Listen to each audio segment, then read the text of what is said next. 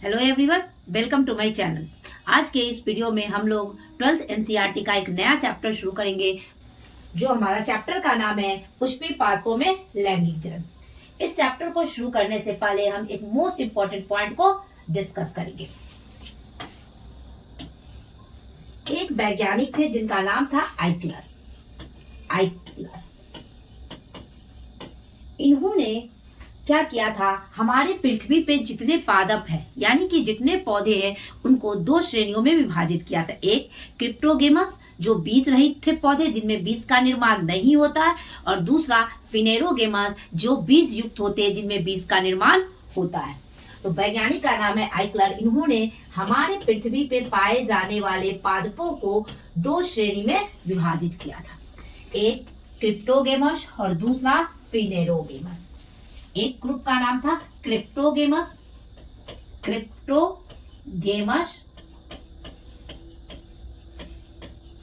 इस श्रेणी के जो पौधे होते हैं वो बीज रहित होते हैं, यानी कि इनमें बीज का निर्माण नहीं होता है, तो बीज रहित पौधे होते हैं, बीज रहित पादप। और दूसरा जो समूह है उसे कहते हैं फिनेरोगेमस।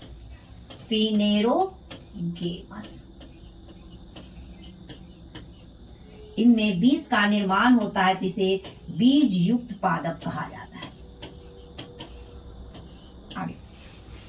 आगे इन्होंने जो क्रिप्टोगेमस समूह है इसके अंतर्गत पादप के तीन समूह आते हैं, थैलोफाइटा, ब्रायोफाइटा और टेरिडोफाइटा, यानी कि थैलोफाइट, ब्रायोफाइट और टेरिडोफाइट। ये तीन समूह है जो प्लांट के इसके अंतर्गत आते हैं। एक है थैलोफाइट हमारे पृथ्वी पे जो सबसे निम्न पादप है जिसे शैवाल कहा जाता है वो थैलोफाइट के अंतर्गत आते हैं। दूसरा ब्रायोफाइट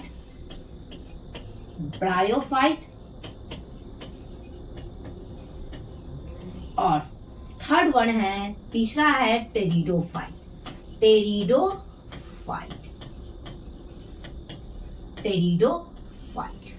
और अगर फिनेरोगेमस समूह की बात करें तो इसमें वैसे पादप आते हैं जिनमें बीज का निर्माण होता है, और इसके अंतर्गत जो पादप का समूह है वो है जिम्नोस्पर्म।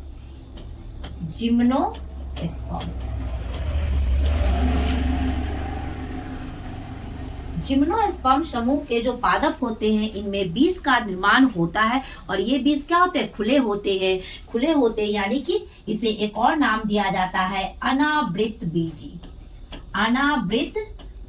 बीजी कहा जाता है। और जो दूसरा ग्रुप है जिसे हम कहते हैं एंजियोस्पर्म।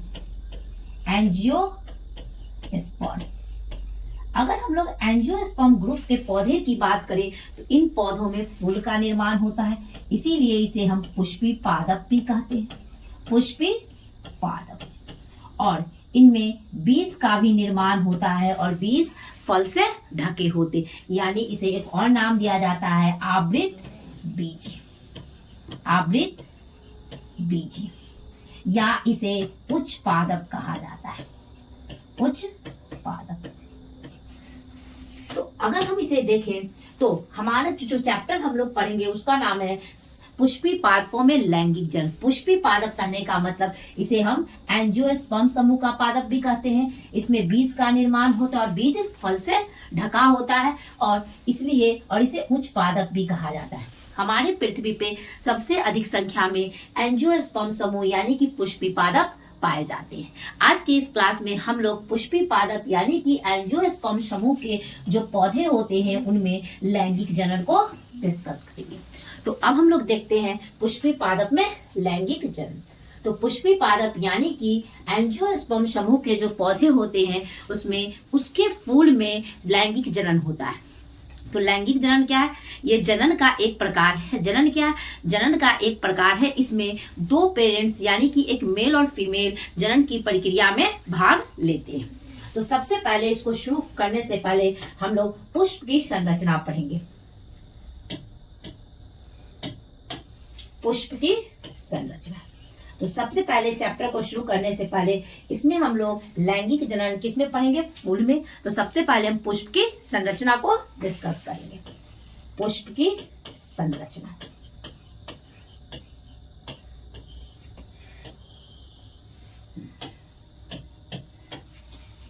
शब्द है एंथोलॉजी।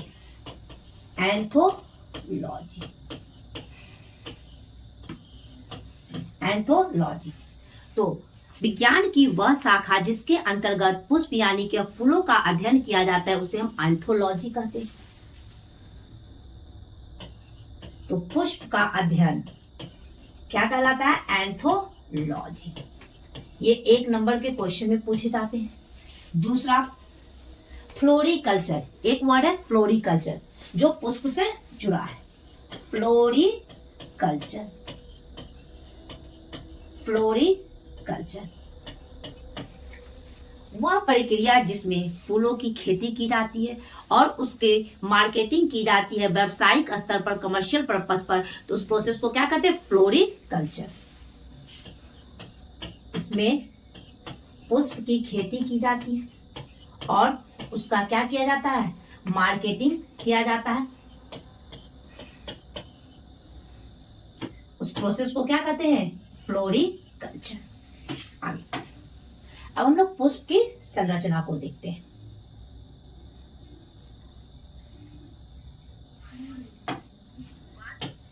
अगर हम पुष्प की बात करें तो सबसे पहले पुष्प में क्या होता है? इसकी डंडी, जिसके द्वारा पुष्प किसी भी पौधे की तना से जुड़ा होता है।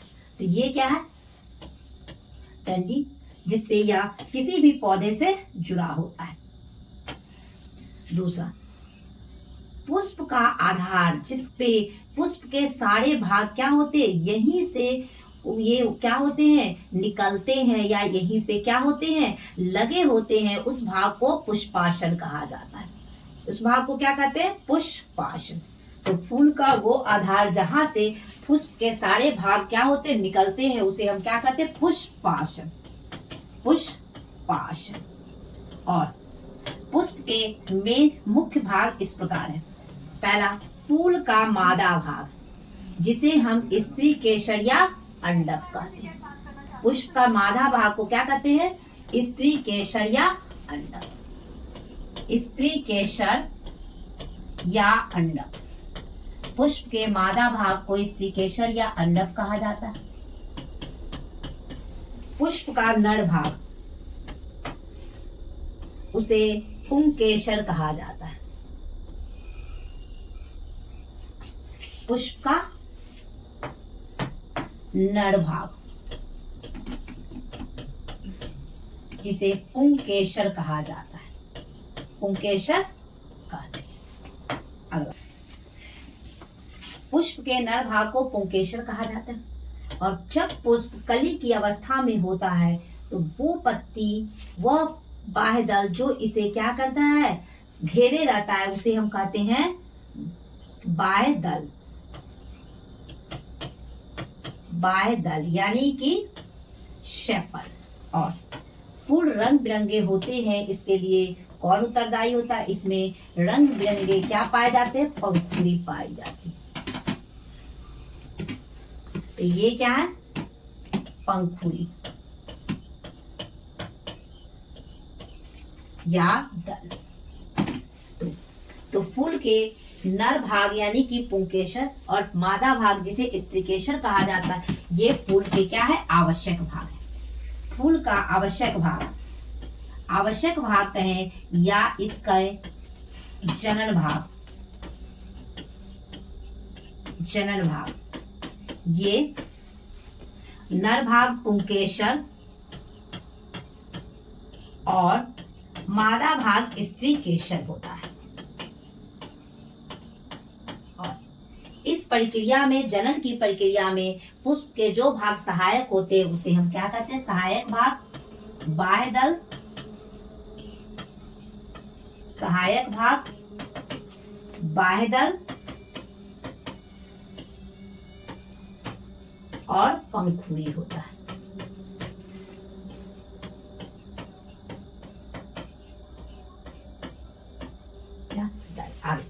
जब किसी भी फूल में बाह्य दल समूह में हो तो उसे हम कहते हैं बाह्य दल पुंज।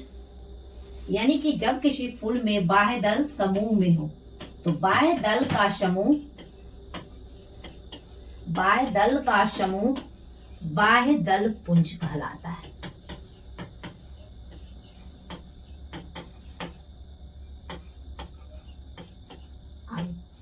जब किसी फूल में पंखुड़ी क्या हो, दो से ज्यादा हो यानी कि समूह में हो तो उसे दलपुंज कहा जाता है।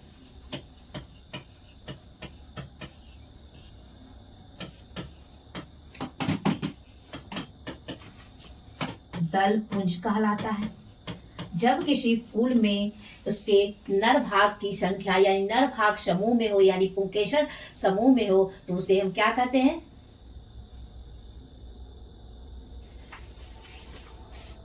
पुमंग कहा जाता है। तो पुंकेसर का समूह पुमंग कहलाता है, पुमंग। और जब किसी भी पुष्प में स्त्री केसर यानी कि मादा भाग एक से ज्यादा हो तो इसके समूह को क्या कहते हैं? जायांग कहते हैं। स्त्री केसर का समूह जायांग कहलाता, जायांग कहलाता है। तो ये फूल के मेन पार्ट्स हैं। ये मुख्य भाग पुष्पासन वाले भाग पे कहाँ होते हैं? यहीं से इनका ये निकलते हैं और यहीं से क्या होते हैं? लगे होते हैं। और जब सेक्सुअल रिप्रोडक्शन की बात होती है लैंगिक जनन की, तो इसमें मुख्य रूप से 3 घटनाएं होती। एक निषेचन पूर्व घटनाएं, दूसरा निषेचन और तीसरा निषेचन पश्चात घटनाएं। आज के लिए इतना ही। अगले वीडियो में हम लोग निषेचन पूर्व घटनाएं को डिस्कस करेंगे। आज